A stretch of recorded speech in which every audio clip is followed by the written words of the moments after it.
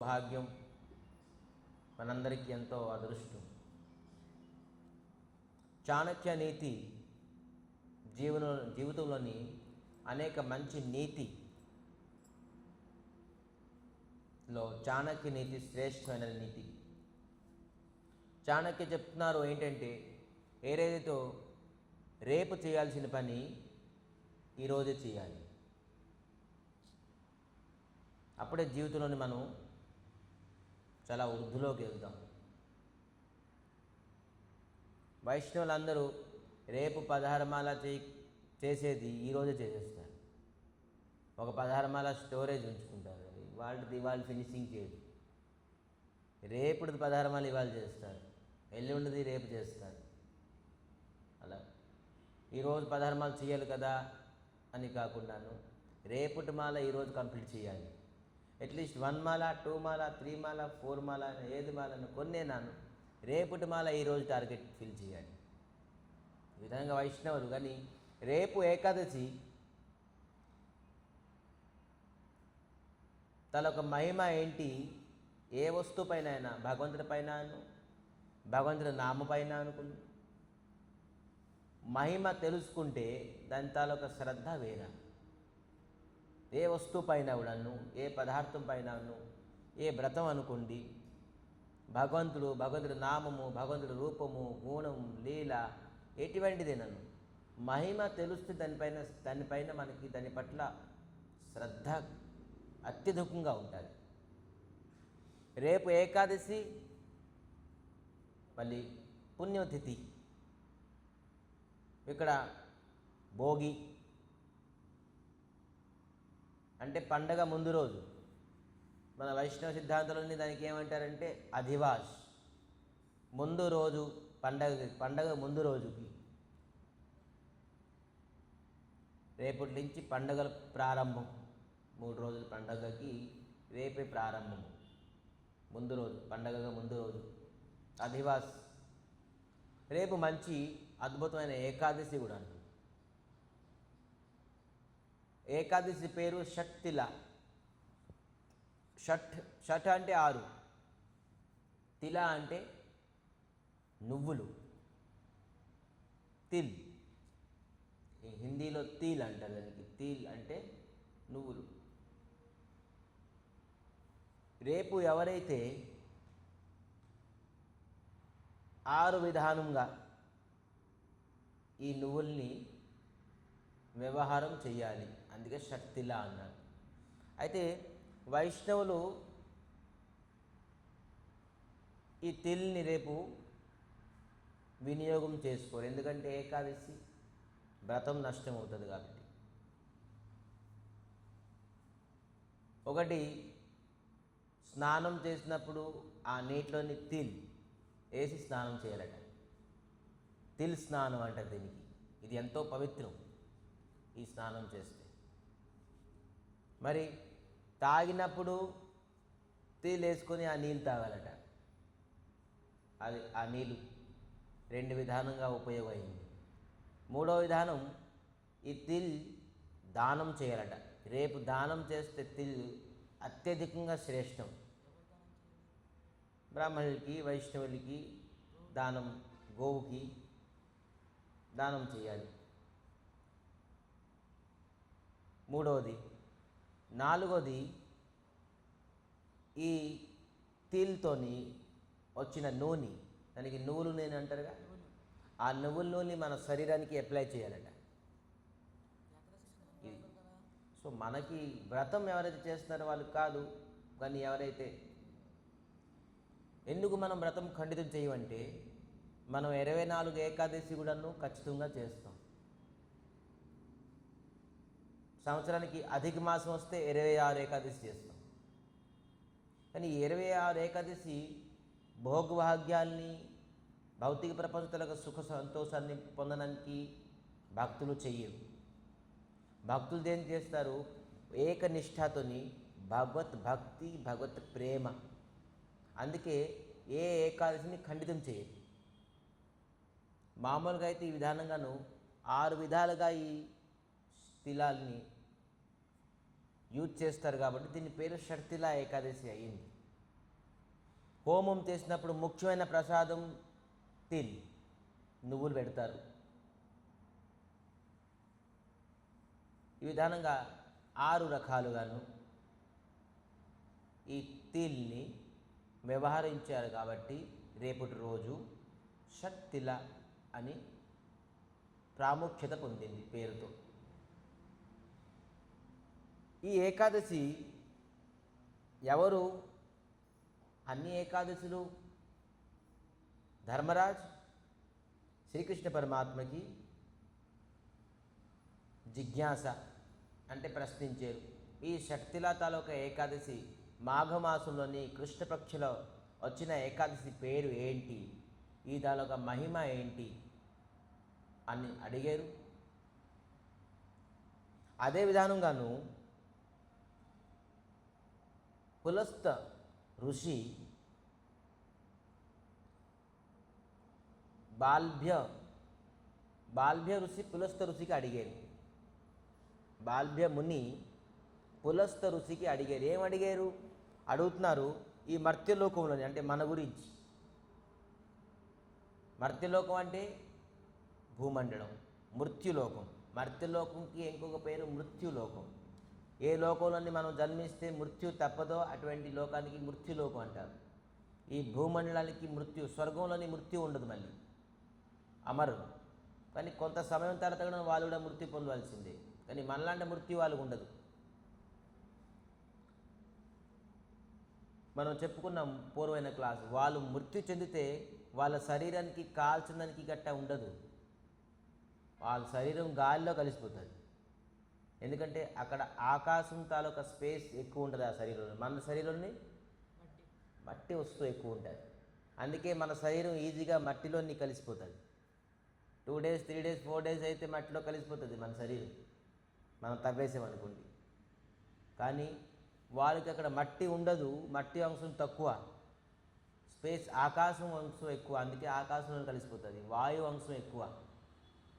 So 5 వస్తువులు ఇవి, 5 తత్వాలని తీసుకొని శరీరం తయారై ఉన్నది. ఏంటి? పంచతత్వం అంటారు దానికి.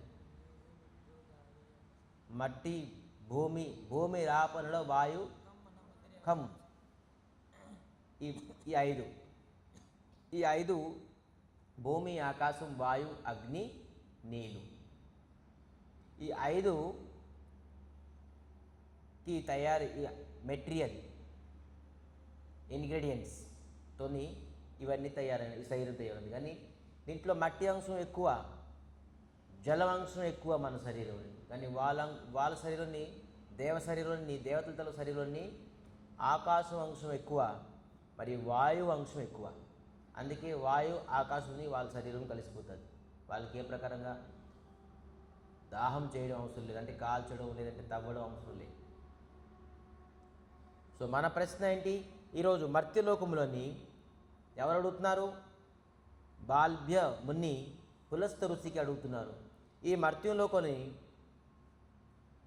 బ్రహ్మహత్య, బ్రాహ్మణుల తాలూకా హత్య తెలుసో తెలియకో ఏ జన్మలో చేసేసి ఉంటారనుకోండి. మరి గోహత్య లాంటి మహా క్షమించిరాని అపరాధం ఈ జగత్తులోని బ్రహ్మహత్య అంటే బ్రాహ్మణ హత్య, మరి గోహత్య చాలా విశాలమైన పాపం. గోహత్య చేసిన, గోహత్యకి ప్రోత్సహించిన, గోహత్య చూసిన, గోహత్యలని మనం ఏమాత్రం లేసి మాత్రం ఇన్వాల్వ్ అయినా అది జన్మంతరంగా పీడిస్తుంది. గో మన తల్లిని చంపితే ఎంత పర్సెంటేజ్ పాపం ఉంటుందో దానికి ఇంకా ఎక్కువగా డబల్ త్రిబుల్ పాపము గోహత్య చేస్తే. ఎందుకు? మన తల్లి మనకే మాత్రం తల్లి, కానీ గోవు జగజ్జనని, జగతానికి తల్లి, ధర్మానికి స్వరూపము గోమాత. అసలు గోవు లేకపోతే ధర్మమే లేదు. ధర్మము నిల్చున్నది గోవు పైన.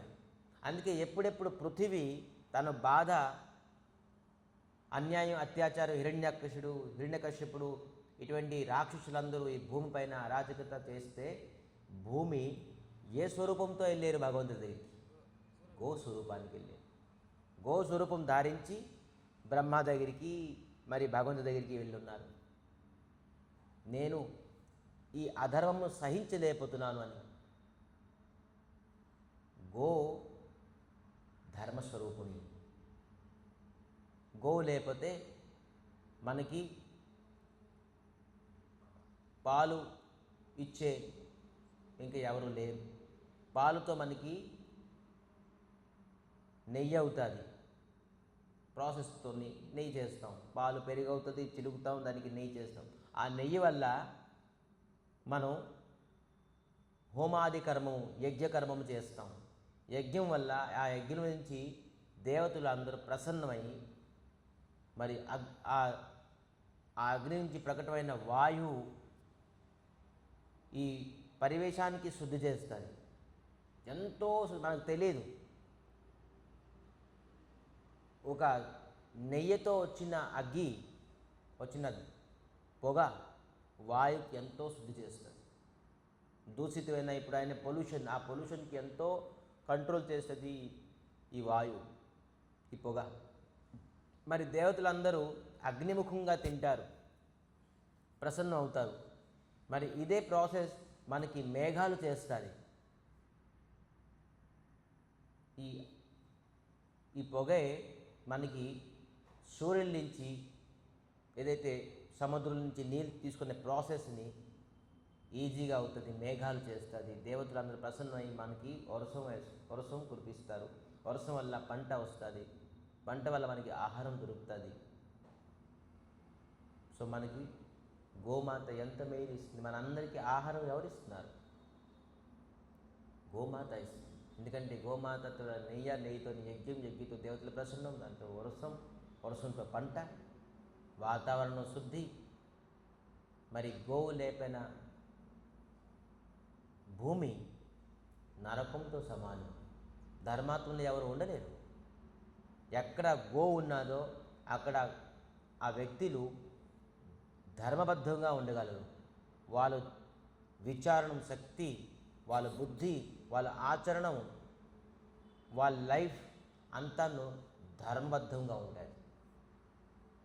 మనకు తెలుస్తుందో లేదో, మన గోశాలని చూసారా స్టాఫ్ పనిచేసే పనులు ఎవరిని సేవ చేస్తున్నారు? వాళ్ళు ఏం ప్రకారం చదువుకున్నారా? వాళ్ళు ఏ ప్రకారంగాను భాగవతం, భగవద్గీత, రామాయణం, ఏ గుడి గోపురాలకి, ఏ తీర్థయాత్రలకి ఏమీ లేదు. కానీ వాళ్ళకి ఒక వైష్ణవ సంస్కారం, ఆ సంస్కారం అంతా ఎలాగయ్యేది? వాళ్ళు శిఖ, చైతన్యము, ధోతి, నామము, తులసి, ఏకాదశి, భగవత్ ఉపవాసాలన్నీను, షడజయంతి, ఇవన్నీ ఎలా చేస్తారు వాళ్ళు? ఎవరిచ్చారు వాళ్ళకి ఈ సంస్కారం? గో ధర్మానికి ప్రతీక. గోవుని సేవించడం ధర్మం ఖచ్చితంగా పాటిస్తారు వాళ్ళు. అది గోతలక మహిమ. అందుకే గోవు లేపిన భూమి, గోవు లేపిన ఇల్లు, గోవు లేపిన గుడి భగవంతుడు ఉండడు. ప్రతి గుళ్ళోని మన హిందూ సనాతన సాంప్రదాయ ప్రకారంగాను గుడి కట్టడంతో పాటు గోశాల ఉండాలి.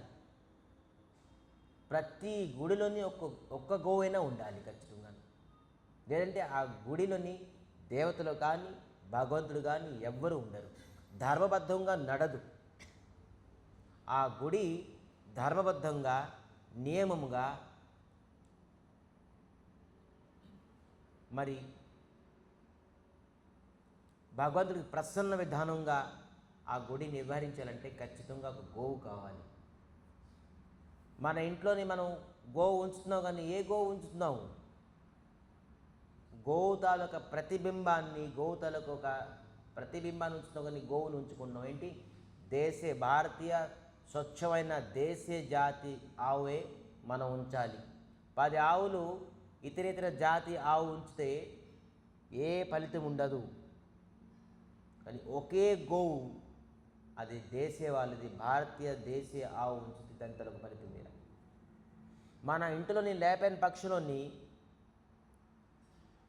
ఉంచపోయిన పక్షంలోని మన ఇంట్లోని అంత అవకాశం లేదు ఒక గోవుని ఉంచే, అయితే పక్కన ఉన్న గోశాల, ఎక్కడైతే గోవులు ఉంటున్నాయో, గోశాల కాకపోయినా ఎక్కడ గోవులు ఉంటున్నాయో అక్కడ సేవించాలి, దర్శించాలి. ఆ గోవుల్ని దర్శించాలి, సేవించాలి, పరిక్రమ చేయాలి. ఆ గోశాలని మనం ప్రోత్సాహం చేయాలి.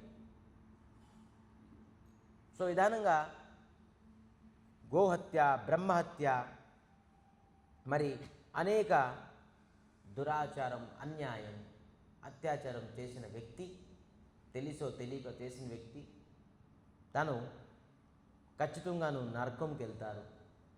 ఇతర ధనం అపహరణం, పరస్థే గమనం, పరధనం అపహరణం ఇవన్నీ చేసేసి ఉంటారు. వాళ్ళు ఖచ్చితంగాను నరకానికి వెళ్తారు. వాళ్ళు పశ్చాత్తాపం అవ్వాలంటే, వాళ్ళు ఇవన్నీ పాపాల నుంచి విముక్తి అవ్వాలంటే వాళ్ళకి ఏదైనా పరిహారం ఉన్నదా అని ఎంత పెద్ద ప్రశ్న చేశారు చూడండి. ఈ బల్బ్య ఋషి మనందరికీ ఎంతో మేలు చేశారు. వాళ్ళు ఏ జన్మలోని ఏ పాపం చేసి ఉంటో మనకు తెలియదు. ఇవేందో మనం ఏ జన్మలో ఎందుకు ఈ జన్మలోనే అనేక పాపం చేస్తున్నాం, తెలిసో తెలియకో. ఈ పాపము నుంచి మనం విముక్తి ఎలా పొందుతాం? ఇప్పుడు తెలిసింది, ఏదో సంస్కారం సాధు సంఘం వల్ల, లేదంటే భగవంతుడి కృప వల్ల, దయ వల్ల మనకి ఏదో కొద్దిగా సంస్కారం వచ్చింది. గీత భాగవతం చదవడం వల్ల, పురాణ శాస్త్రం వినడం వల్ల, భగవంతుల అనుగ్రహం వల్ల, బ్రాహ్మణులు వైష్ణవుల అనుగ్రహం వల్ల మనకేదో సంస్కారం వచ్చింది. ఓహో, నేను ఇంత అపరాధం చేసేనే, తప్పు చేసేనే, పాపం చేసేనే, దీనికి పరిహారంగా నేనేం చేయాలి అని అనుకుంటుంటాం. కానీ దానికి పరిహారంగా ఏ ప్రకారంగా సొల్యూషన్ ఉంటుంది? అందుకే బాల్బ్య ఋషి పులస్త ఋషికి ఈ ప్రశ్న ఎప్పుడూ అడిగేది.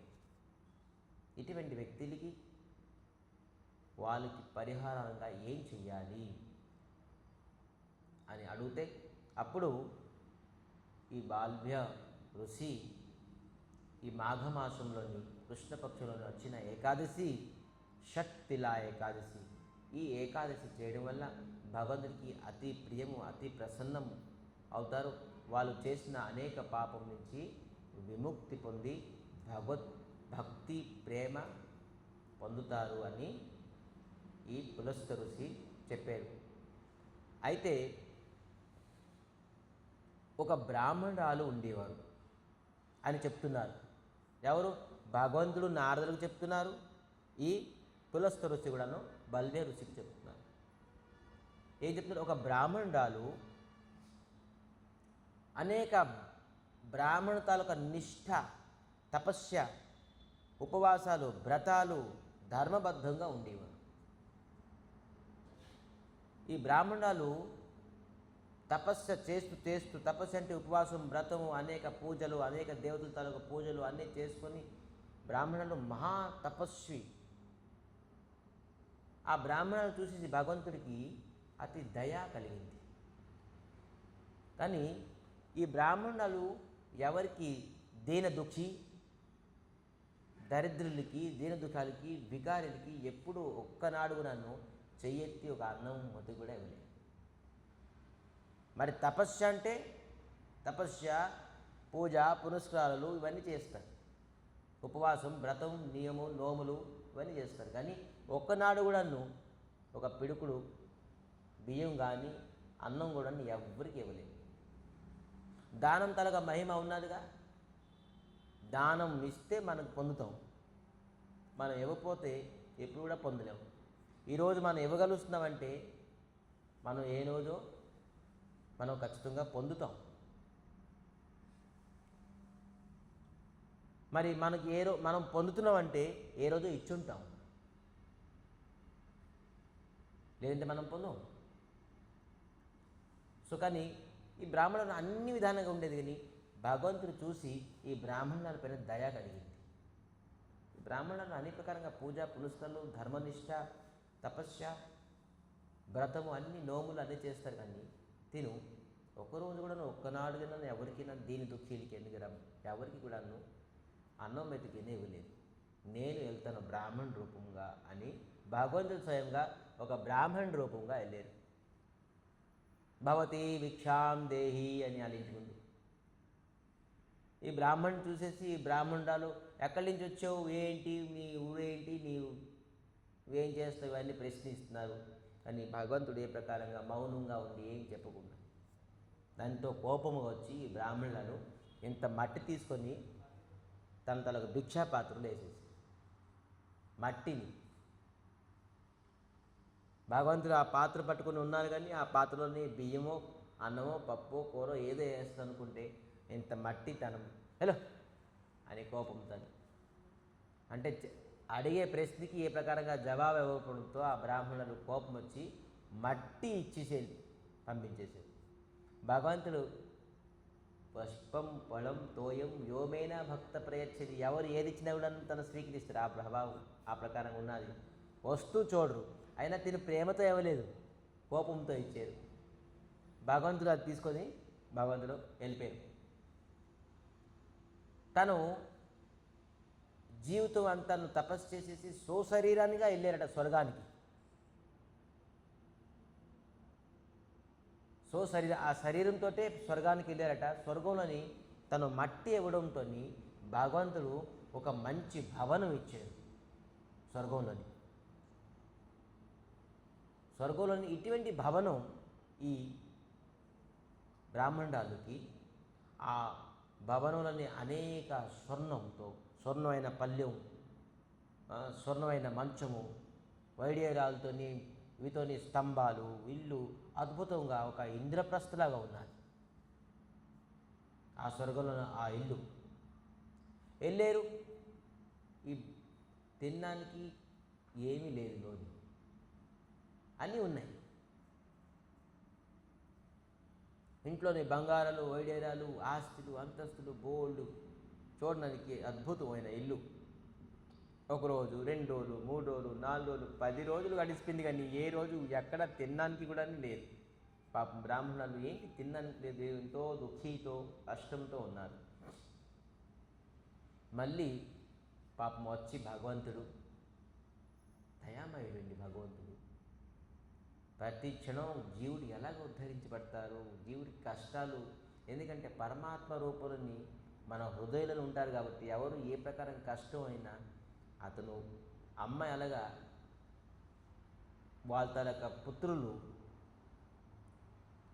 కష్టపడితే అమ్మ ఎప్పుడు ఊరుకోలేరు, ఉండలేరు. అలాగా భగవంతుడు ఏ జీవుడు కష్టపడినా కూడా ఊరుకోలేరు, ఉండలేరు. అది ధర్మం పాటించే పుత్రులు, మరి పాపం పాటించే పుత్రులతో భగవంతుడు వాళ్ళకి కూడాను కృప చేస్తారు, కానీ వాళ్ళు దయా కృపని అనుభవించలేరు. అనుభవం ఏంటంటే వాళ్ళు రియలైజేషన్ అవ్వలేరు, అనుభూతిని పొందలేరు. అందరినీ దయ చేస్తారు భగవంతుడు. ఈరోజు మనం ఉన్నాం అనుకోండి, మనందరం అన్నాం, మనం ఏం ధర్మం చేసాం, ఏం పుణ్యం చేసాం, ఏం భాగ్యం చేసాం, ఏం తపస్సు చేసాం, ఏ కులంలో పుట్టాం, ఈరోజు ఇక్కడ గుళ్ళోనే ఉన్నాం. మనం భగవత్ సత్సంగం వింటున్నాం, నామం చేస్తున్నాం. ఏ పని చేసేసాం, ఇటువంటి పని మనకి భగవంతుడు ఇక్కడ ఉంచారు. మనందరూ ధర్మాత్మలో మనం ఈ సత్సంగంలో కూర్చొని చెప్పే అర్హత మనకున్నదా? మరి భగవంతుడు మన పైన కూడా దయ కలిగించాడుగా. సో అందుకే భగవంతుడు ప్రతి వ్యక్తికి, ప్రతి జీవికి ఏదో ఒక విధానంగా దయ కలిగిస్తుంటారు. కానీ ఆ దయాని మనం ఏం చేసుకోవాలంటే అనుభూతి, రియలైజేషన్. స్వామి నాకు ఎంత అనుగ్రహం చేశారు స్వామి, ఇటువంటి జీవితాన్ని నన్ను ఇచ్చావు. మీ కథ, మీ కీర్తనం, మీ నామము, మీ ప్రసాదము, మీకు ప్రసన్నం చేసే ప్రతి మార్గాన్ని నాకు ఇచ్చారు స్వామి, ధన్యుణ్ణి.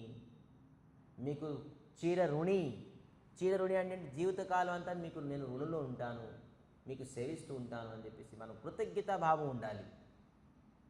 భగవంతుడి పట్ల భగవంతుడికి నేను తిరిగి సేవ చేస్తానని చెప్పేసి అభిమానం పడితే మీరు సేవ చేస్తారండి భగవంతుడికి. భగవంతుడితో అనేక లక్షలు కోట్ల మంది సేవ చేస్తున్న అందరూ ఉన్నారు.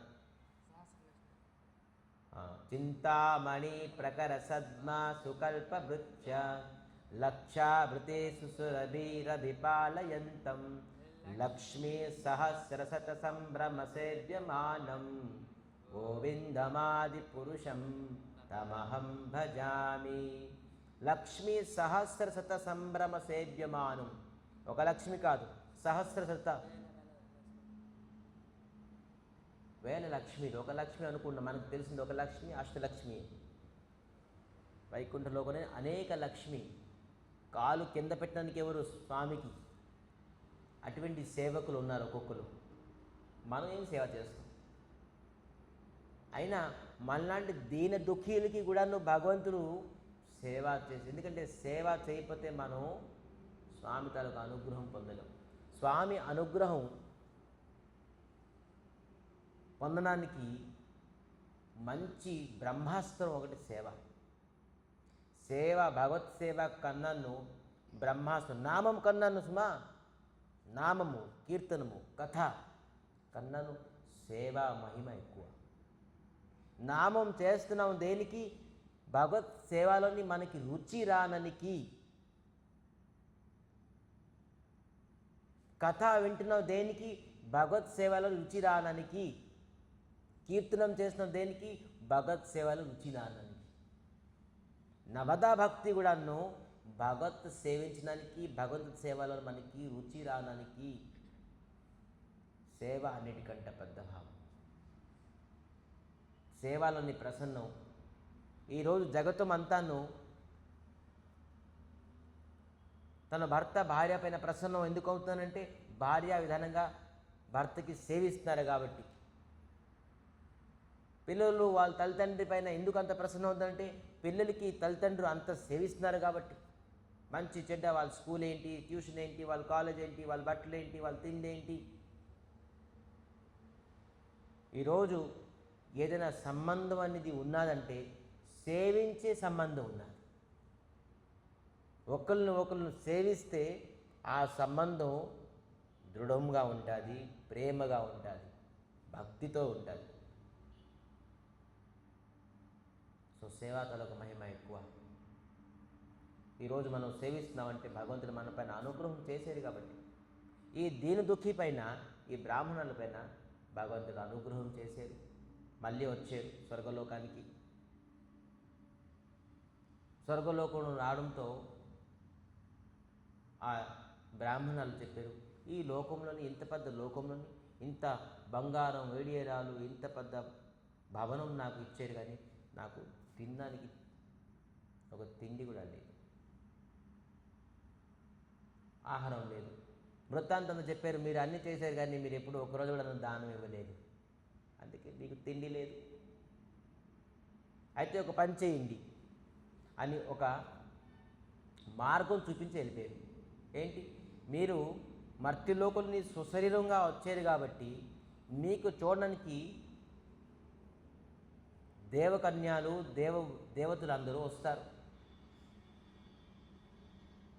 వాళ్ళు వచ్చినప్పుడు మీరు తలుపు లాక్ చేసుకుని ఉంచండి, ఓపెన్ చేయకండి. దేనికి? ఎప్పుడైతే వాళ్ళకి అడగండి, ఈ షట్తిల మాఘమాసంలో వచ్చిన ఏకాదశి, కృష్ణపక్షుల ఏకాదశి, షట్తిల ఏకాదశి తరగ వ్రత మహిమ ఏంటి అని వినండి. మరి ఎవరైనా ఆ వ్రత తాలూక ఫలితం నాకు ఇస్తే నేను తలుపు తీస్తానని చెప్పండి అని స్వామి అంతర్ధ్యానం అయిపోయారు. అదే విధానంగా నువ్వు ఈ దేవకన్యలు, దేవతలు అందరూ వచ్చారు. ఎవరు అట? మర్త్యలోకంలోని బ్రాహ్మణురాలు ఎంతో వ్రతము, నియమం, తపస్సు చేసుకొని స్వశరీరము స్వర్గలోకంకి వచ్చారని చెప్పేసి చాలామంది వెళ్ళారు. దేవకన్యలందరూ వెళ్ళుతో తలుపు వేసున్నది, నాక్ చేస్తారు, కానీ ఆ బ్రాహ్మణురాలు తీకుంటున్నారు. తీయండి, మీ దర్శనానికి వచ్చాము మేము, నేను దర్శనం ఇవ్వను.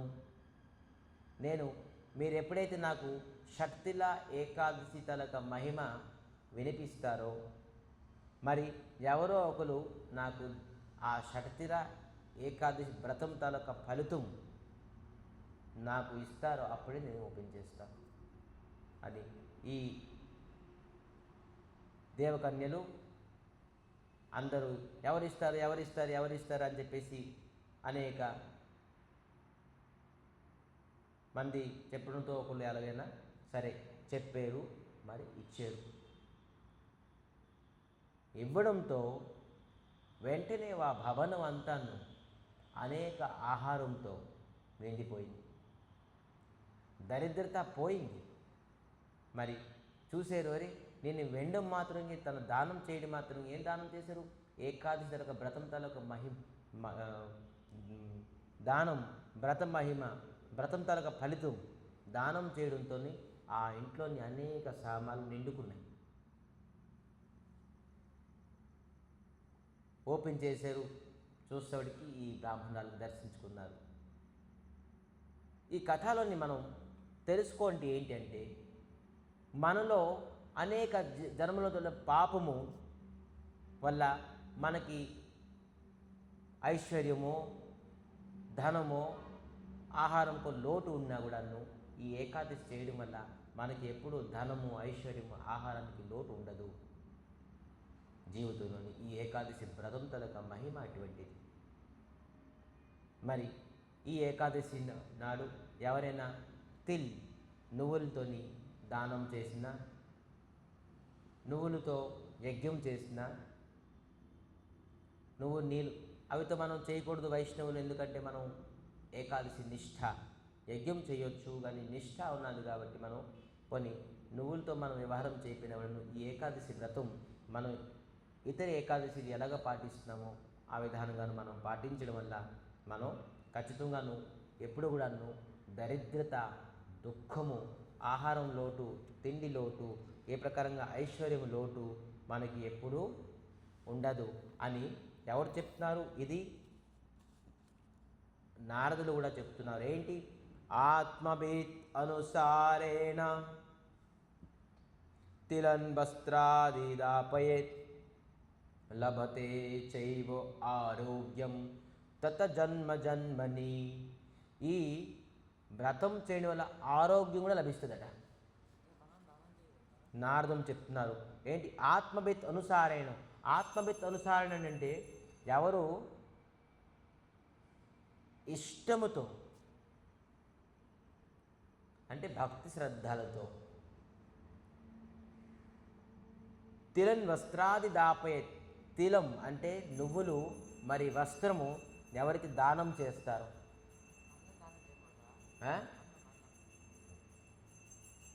తిల మరి వస్త్రము దానం చేస్తారు. మరి లభతే చైవ ఆరోగ్యం, వాళ్ళు ఆరోగ్యాన్ని పొందుతారట. భయంకరమైన క్యాన్సర్ రోగం నుంచి ఖచ్చితంగాను బయటపడతారు. ఈరోజు అన్నిటికంటే భయంకరమైన రోగం ఏంటంటే క్యాన్సర్. అది ఎందువలన వస్తుందో, ఎవరికి వస్తుందో, ఎప్పుడు వస్తుందో, దేనివల్ల వస్తుందో ఇది ఎవరు కనిపెట్టలేకపోతున్నారు. దానికి ఏ ప్రకారంగా ఔషధం కూడా లేదు, పరిహారం కూడా లేదు. ఇటువంటి భయంకర ఇంకా ఇదితో ఒకటే క్యాన్సర్, ఇంకో అనేక రోగాలు వస్తాయి. ఆ రోగాల నుంచి విముక్తి పోవాలంటే ఇటువంటి మనం ఏకాదశి వ్రతాన్ని పవిత్రంగా చేస్తే మనకి జీవితంలోని ఇటువంటి భయంకర రోగం నుంచి విముక్తి అవుతాం. ఒక నరకము, ఈ యొక్క రోగము ప్రత్యేకంగా నరకమే. ఒక రోగంలోని పీడితమైన వ్యక్తి తను నరకం చూస్తారు. ఈరోజు ఈ మహల్లోని ఈ ప్రకారమైన డాక్టర్లు, ఈ ప్రకారమైన హాస్పిటళ్ళు, ఈ ప్రకారమైన మెడిసిన్స్, ఈ ప్రకారమైన ట్రీట్మెంట్స్ నరకం కంటే ఇంకా పెద్ద ఎక్కువ పనిష్మెంటే. అందుకే మనం హాస్పిటల్కి ఎప్పుడు వెళ్ళకూడదు. అటువంటి భయంకరమైన రోగాలు మనకు రాకూడదు. మనం దైవం తాలూకా వాక్యాన్ని, శాస్త్రం తాలూకా వాక్యాన్ని మనం ఎలాగా డాక్టర్ పైన వాక్యాలపైన నమ్ముతామో, మెడిసిన్ పైన నమ్ముతామో, దానికంటే అత్యధికంగా భగవంతుడి శాస్త్రం పైన ఎక్కువగా నమ్మాలి. ఎందుకంటే చెప్తున్నారు, లభత చైవ ఆరోగ్యం తత్ జన్మని జన్మ వరకు మనకి భయంకరమైన రోగం రాదు ఇటువంటి ఏకాదశి వ్రతం చేయడం వల్ల. మరి ఈ తిల్ దానము వస్త్రదానం చేయడం వల్ల రేపటి రోజు. సో అందుకే మనం ఖచ్చితంగా ఏకాదశి వ్రతం చేద్దాం. మరి షట్తిలా దారిద్రం నచ కష్టం వే నచో దుర్భాగ్యం ఏవచ నో లభేత్ ద్విజశ్రేష్టో షట్తిలాయ ఉపవాసేత్. మరి చెప్తున్నారేంటి? దారిద్ర్య నచ కష్టం వే, మనకి ఎప్పుడు దారిద్రత రాదు. దారిద్రత అంటే ఏంటి? ఇంట్లో దరిద్రత అంటారు చెప్పి దరిద్రం. తిండి ఉన్నా కూడా తినలేరు, వస్త్రం ఉన్నా కూడా వస్త్రం వేసుకోలేరు, ఎలాగా లేకపోతే వేసుకోలేరు, లేకపోతే తినలేరు. కానీ ఇటువంటి దారిద్ర్యం కూడా ఉంటుంది ఇంట్లోని. తినడానికి ఉండదు, ఉండడానికి ఉండదు. అనేక మంది ఇప్పటికీ ఉన్నారు దరిద్రతో బాధపడుతూ. దరిద్రం అంటే ఏంటనుకున్నారు? లేనోళ్ళు పేదోళ్ళు దరిద్రం అనుకున్నారా? లేదు. దరిద్రత అంటే ఏంటి? మనకి ధన ఐశ్వర్యం ఉన్నా కూడాను దానికి అనుభవించలేము. సుఖంతో ఎంత ధనం ఐశ్వర్యంలోనే ఇంట్లో శాంతిత ఉండదు, ప్రశాంతత ఉండదు. ఎప్పుడు కళోహము, ఎప్పుడు కల్మషము, క్రోధము, లోభము, మదమత్సరాలు పీడించుతుంది. ఇదే దరిద్రత. ప్రసన్నత, మనం నిన్న చెప్పుకున్నాం, మహాదేవులు ఎందుకు ప్రసన్నంగా ఉన్నారు? నిరంతరంగా భగవత్ నామ స్మరణం చేయడం వల్ల ప్రసన్నంగా ఉన్నారు. సో ప్రసన్నత ఎక్కడ వస్తుంది? భగవత్ నామంలో వస్తుంది. భగవంతుడు చెప్పిన ఇటువంటి ఏకాదశి వ్రతం పాటించడం వల్ల ప్రసన్నత వస్తుంది. సో మనలోని మన జీవితంలోని దరిద్రత ఉండకూడదు. దరిద్రత ఉండకూడదు అంటే మనం ఖచ్చితంగాను మరి కష్టం వే అంటే ఏ ప్రకారంగా కష్టాలు, ఘోరమైన కష్టాల నుంచి కూడా మనం బయటికి రాగలం రేపు ఏకాదశి పాటించడం వల్ల. మరి నచో దుర్భాగ్య ఏవచో, మన దుర్భాగ్యం ఉన్నా కూడాను మన సౌభాగ్యం వైపు కింద మారిపోతుంది. ఏ ప్రకారంగా చూడండి, ఆ దుఃఖి బ్రాహ్మణాలు ఇల్లు బంగ్లాలు అన్నీ ఉన్నాయి కానీ తినడానికి తిండి లేదు. దుర్భాగ్యమే కదా. కానీ ఈ షట్తిల ఏకాదశి వ్రతం మహిమ మరి వ్రతం తాలూకా లాభం పొందడం వల్ల అతను ఆవిడ ఇంట్లోని అనేక తిండి బండారాలన్నీ భర్పూరైపోయింది, అంటే పూర్ణంగా ఉండిపోయింది.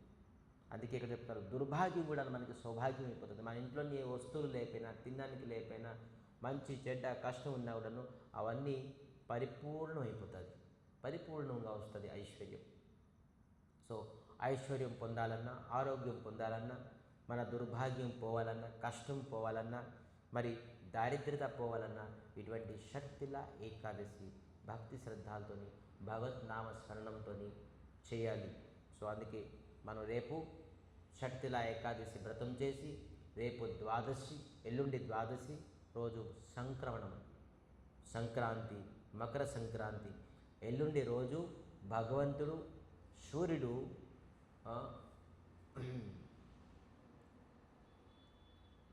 ఈ మాసం ఏంటి? ఏ రాశిలో ఉన్నారు? ధనుర్రాశిలో ఉన్నారు. ధనుర్రాశిలో దీనికి ఇంకొక మాసం ధనుర్మాసం కూడా ఉంటారు. ధనుర్మాసం ఎందుకన్నారంటే సూర్యుడు ధనుర్రాశిలో ఉన్నారు కాబట్టి ధనుర్మాసం.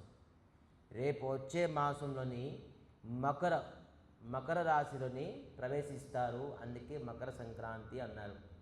మకర సంక్రాంతి ఇటువంటి మంచి పుణ్యమైన తిథి రోజు ద్వాదశి పడ్డది. ద్వాదశికి పితృలకి దానం, పిండదానము అనుకోండి, పత్రాలు దానం చేయడం అనేది చాలా అద్భుతమైన, శ్రేయస్కరమైనది, మంచిది, పుణ్యమైన తిథి.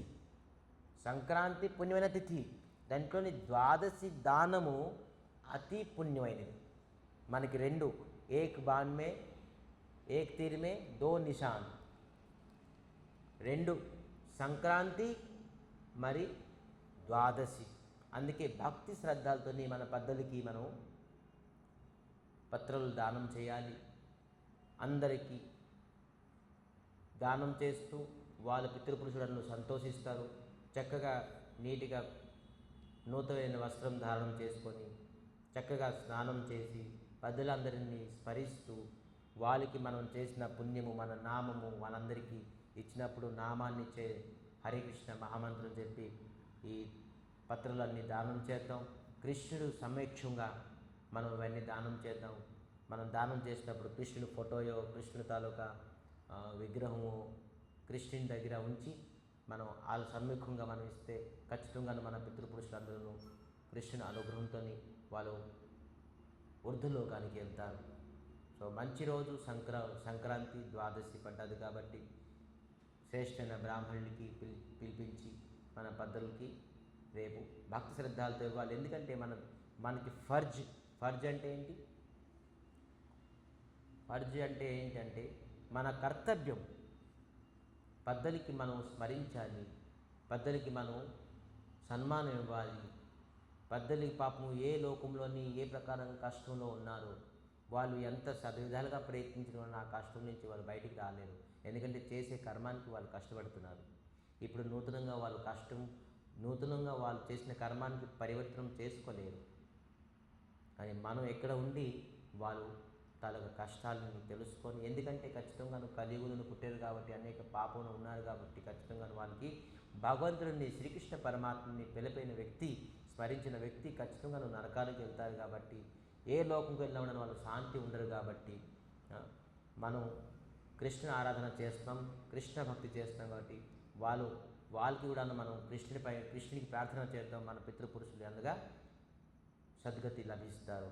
సో ఈ శక్తిల ఏకాదశి మనం వ్రతం నిష్ఠతో చేసి రేపు ఎల్లుండి ద్వాదశిని ఈ ఏకాదశి వ్రతం మనం ఏదైతే పుణ్యం సంపాదించుకున్నామో దీనితో పుణ్యం అనరు భక్తి. ఏకాదశి పుణ్యం కాదు, మనకి భక్తి.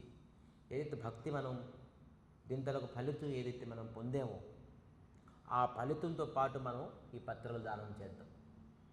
ఏకాదశి వ్రతం పుణ్యం వ్రత ఫలితంతో పాటు ఈ పత్రాలు మనం పెద్దలకి సమర్పిద్దాం. ఖచ్చితంగా వాళ్ళు సద్గతిని ప్రాప్తి అవుతారు.